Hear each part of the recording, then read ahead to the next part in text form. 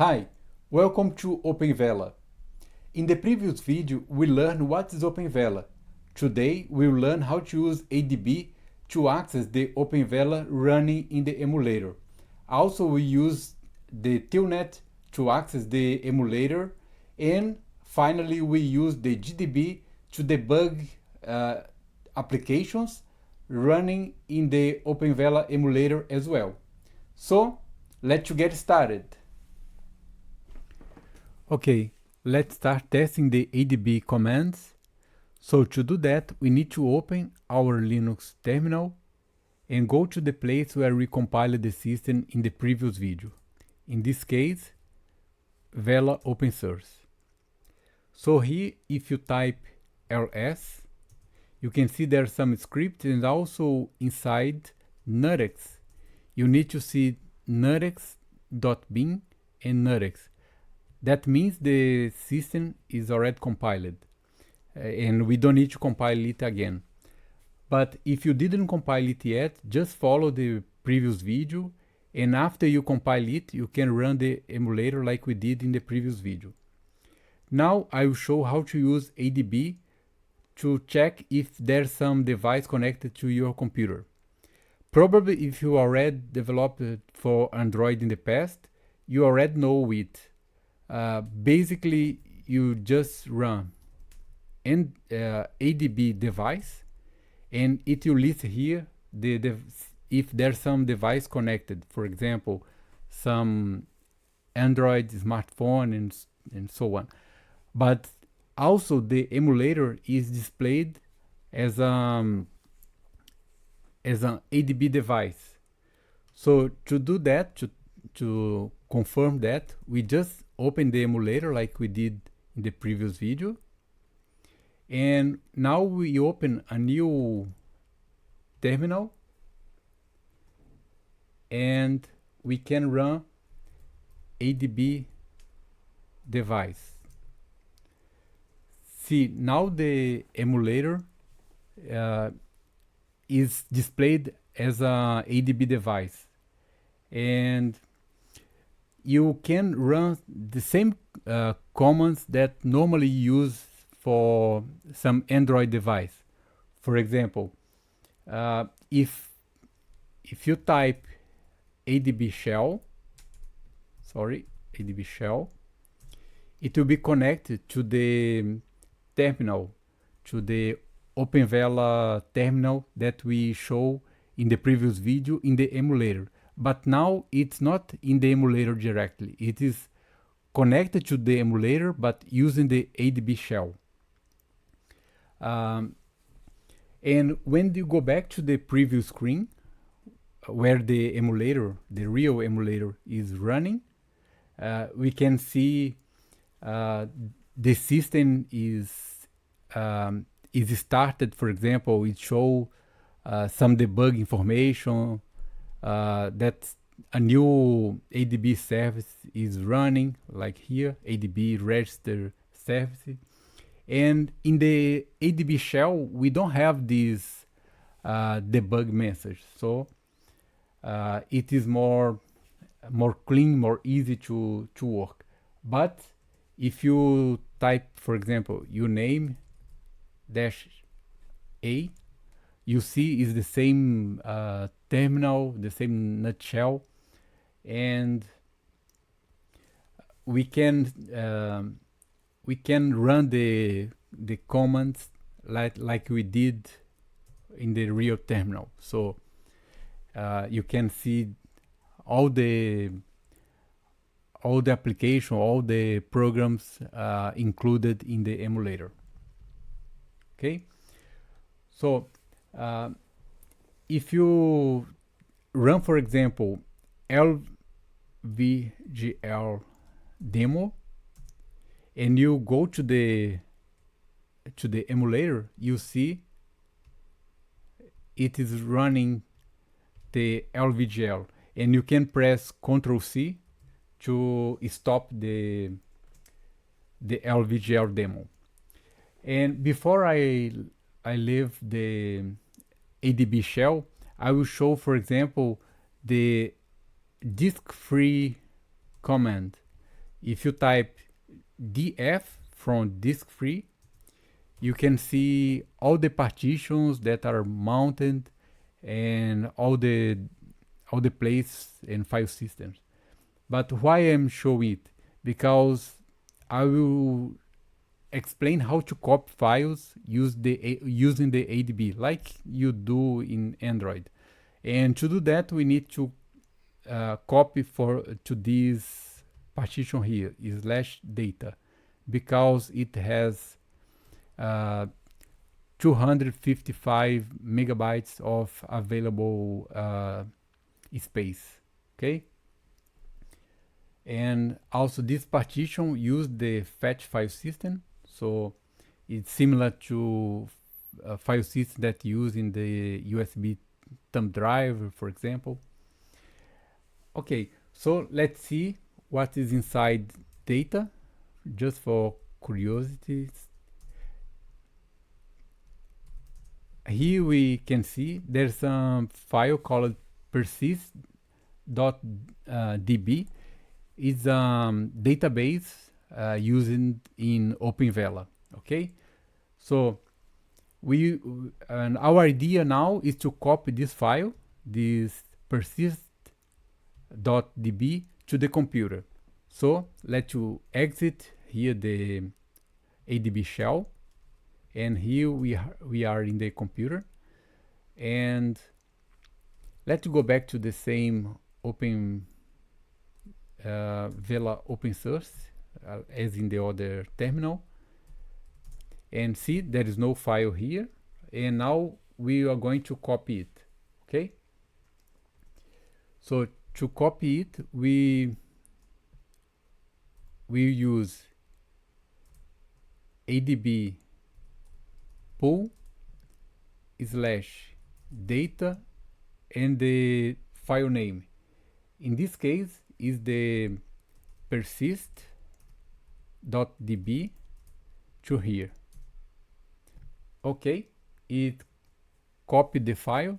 If I type ls-l persist, you see it's about 12 kilobyte file. So it's not a big file, but is a good amount of data to show the transfer speed, and so it's a good test to download files. Of course, you can download other files, or for example, I will show now how to transfer the files from your computer to the emulator. Imagine if you have some music files, something that you want to play inside your openvela device. So you can use the ADB push to copy this file. Okay, so I will create a file here called hello. So I will create a hello world and copy it to hello.txt. Okay, let's see. Yeah, hello is here, is only 12 bytes, very small, but it's okay to test our idea. So to copy, we use ADB push our file hello.txt to the place in the emulator where we want to copy it. So we'll copy it to /data. Okay, the file was copied. I can run ADB shell here to see this file. Actually, I will do different. Let's do something. I will come here in the real emulator terminal, and as you can see here we have the data directory. I will enter inside it, and let's see. Okay, the hello.txt is here, so that means the file was copied correctly. We can confirm if the content is the same, so we can type cat hello.txt. Okay, as you can see, hello world is here, and this confirm that we can use the ADB to copy files, to open the shell terminal, and it is very useful for many applications. As you know, in Android, you can use it to see debug message and so on. Here you can do the same things. Actually, I will not enter in all the details because otherwise this video will become very, very large. But for example, if you come here in the openvela docs, after the quick start, there is ADB comments list. So here you have all the information about each port the ADB use, and also the list of commands that you can use. I suggest you to read this documentation for more details. Okay. So for this tutorial, the ADB commands that we saw, I think, is enough. So you can get more information on there, but for now is okay. And I will show other alternative to ADB, to ADB shell, for example. Imagine that you want to interact with the system, but you don't have the ADB, or you don't want to use the terminal exactly, but you want to run some tests or some specific configuration. There is another alternative for the emulator access or the openvela access, depending on the device, and it uses the Telnet, the same Telnet that used in Unix and Linux many years ago when the SSH was not so common. The good thing is normally the Telnet is still coming in all Linux and Unix systems. And to access the terminal using Telnet, you can just type Telnet passing the IP, in this case your local host.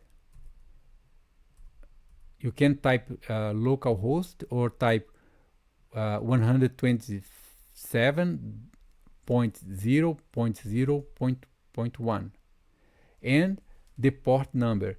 The port will be 5554.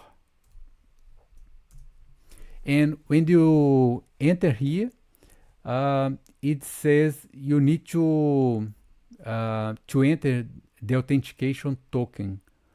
So we need to copy the content of this file first. Okay. So I will Control C here, or sorry, I will, yeah, Control C or exit is enough. And now I will print the content of this emulator console authentication token. Okay, it printed here. So I need to, I need to copy this authentication token, and now I will run again the Telnet, and here I will type Alt passing the authentication code. Now it accepted, so I can type here help, or if you want to get more information, you can type help verbose. So it will show all the comments. Sorry, I typed wrong. Help dash verbose. Yeah, now you can see all the comments that I can use, and also the information each command, or what each command do. For example, if I type geo from geolocation, it will get me the information about the GPS, for example, position, or I can set the GPS position. So it's very useful if you have some application where you need to display some information in the map. There are many commands here. I think one that's very useful to test and to show how useful this list of commands are is the rotate. See here our emulator, although it's still showing the screen, this is not running because we press Ctrl C in the LVGL demo, but the screen was not cleared. So when you press Ctrl C or you finish abruptly the application, it didn't clear the screen. So, but it's not the problem here, because I just want to show the rotate. So you type rotate or just copy and paste it, and see now it rotate 90 degree. And if I continue typing, it still rotates in the clockwise direction. See? And I will type it more two times to get it returned to original position. Okay? Oh, very nice. Okay, now another useful application or useful command that you can use here. For example, we have here sensor. So if I type I will type it directly sensor. I can see I can have sensor status, sensor get, and sensor set. And for example, if I type sensor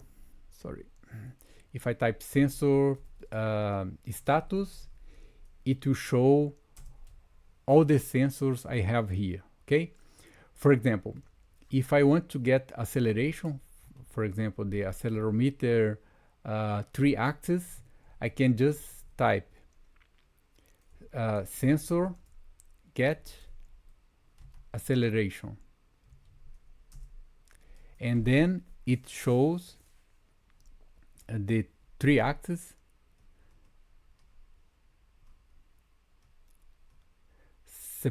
separated by column.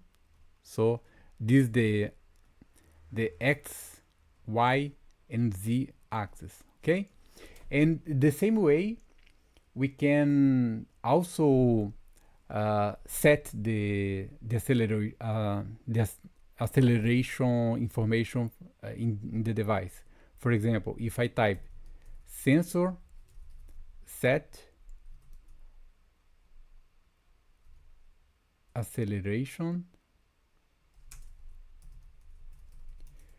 and put the new acceleration I want, for example 3.1, 2, 3, 4, 5. Okay, and 0, 0, and press enter. It accepts this new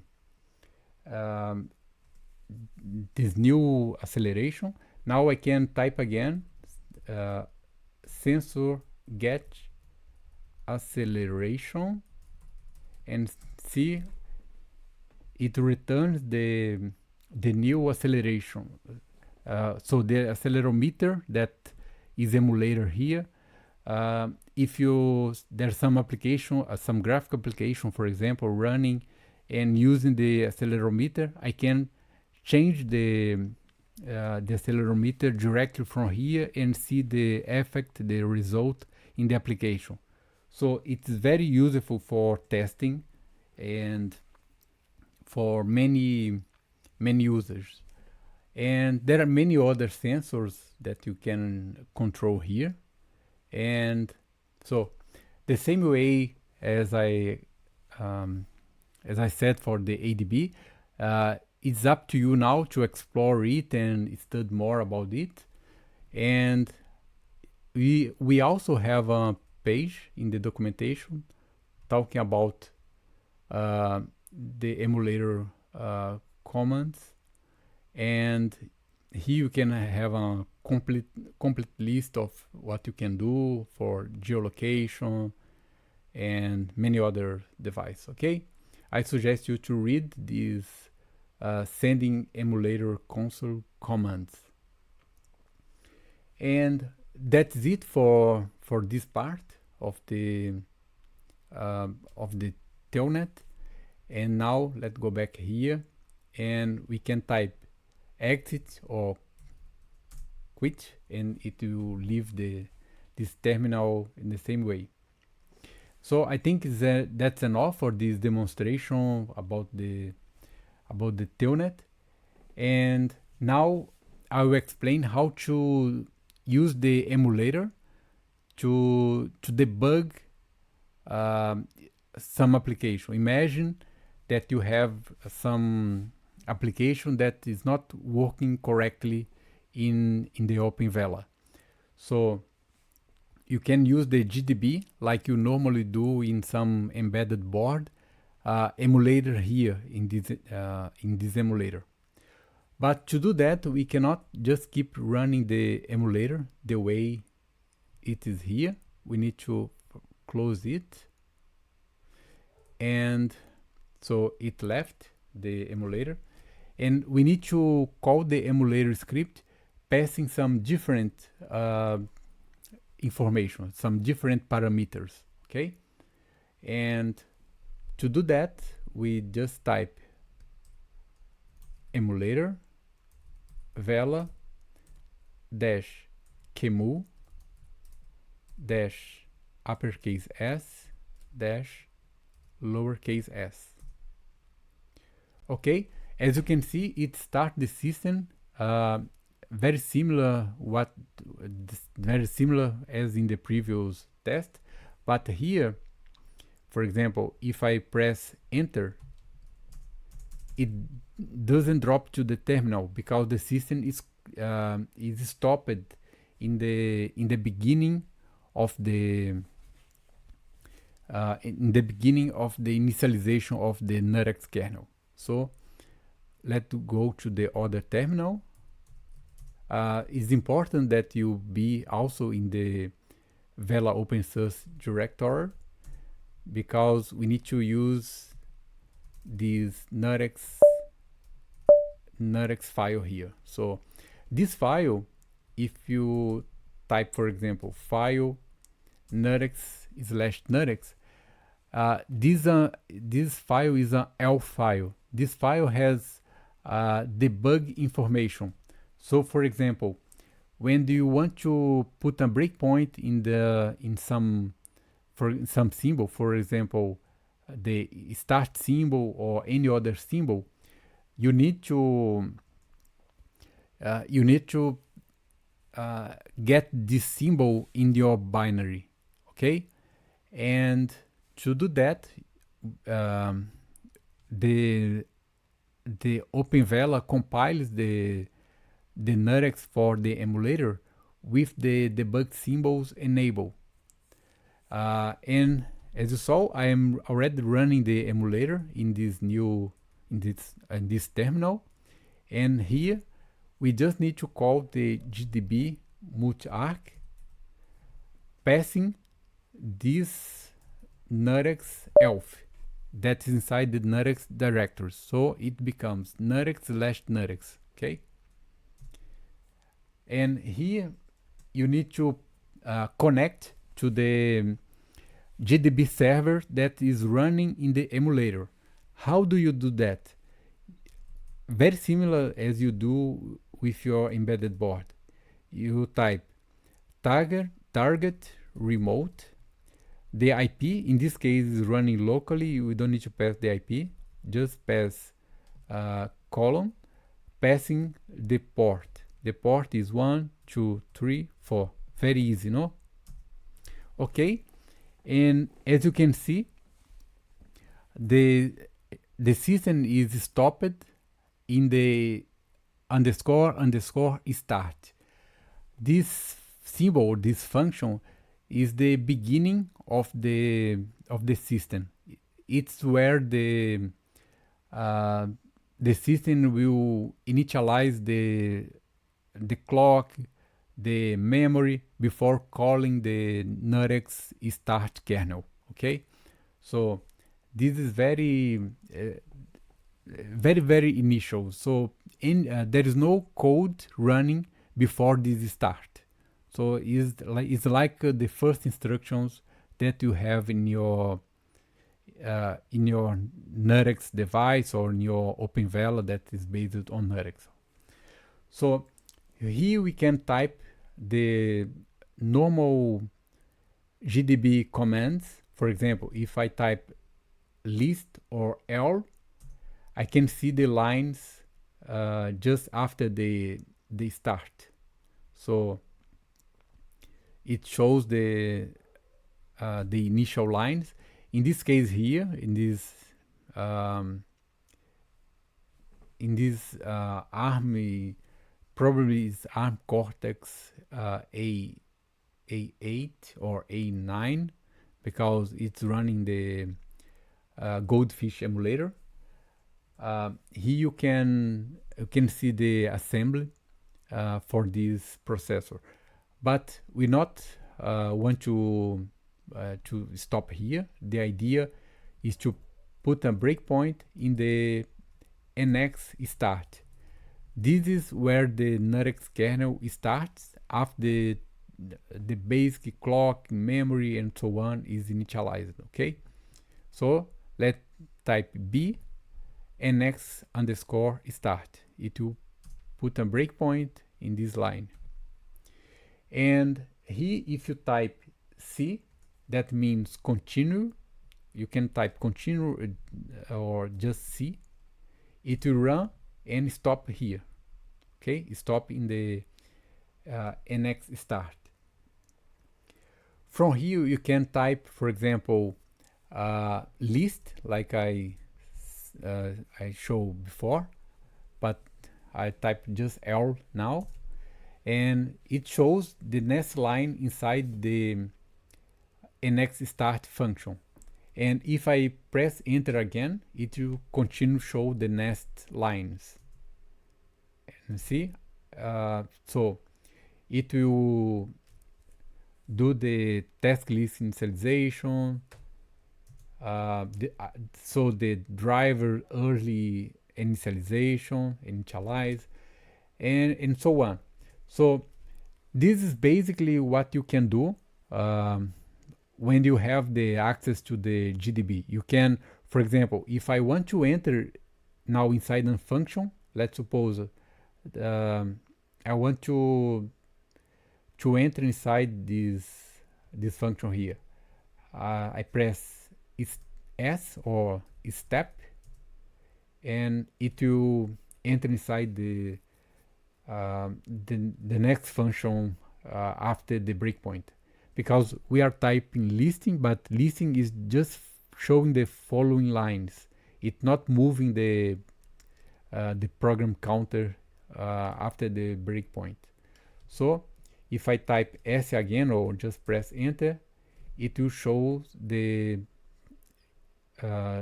lines inside this function. Okay, inside the task list initialize. And this way you can go line by line or inside each function to inspect what is going on. But this is not what I want to show, because normally if you have the board starting, normally the kernel is starting correctly. I want to show something more interesting, that is you can stop inside some application after you call the application to start. So I will just press continue, and now it's continue normally. If I go back here in the other terminal and press enter, see, now it shows the terminal, the nutshell. And note there are like 4 enter here. This was because when it was stopped, I pressed enter many times, as you remember. And from here I will run the LVGL demo again. And because the LVGL or all the applications on Nurex normally it starts with the function called the application name, in this case LVGL demo underscore main. I can put a breakpoint here or in any one of these functions. Let's do, for example, I will run the hello world here, okay?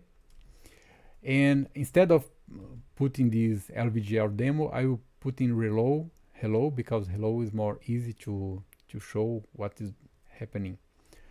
So to do that, I'll go back here in the GDB multi-art and just press Ctrl C to stop it.